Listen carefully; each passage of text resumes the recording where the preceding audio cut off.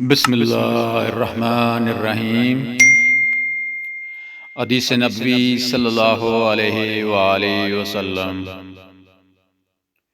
حضرت عائشہ رضی اللہ تعالی عنہا بیان کرتی ہیں، رسول اللہ صلی اللہ علیہ وآلہ وسلم اپنے مرض وفات میں فرما رہے تھے،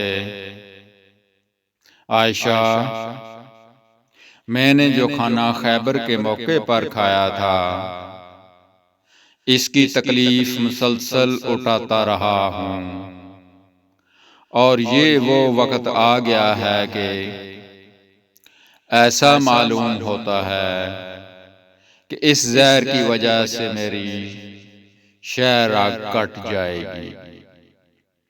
راوی بخاری، مشکوٰۃ شریف، حدیث نمبر 5965۔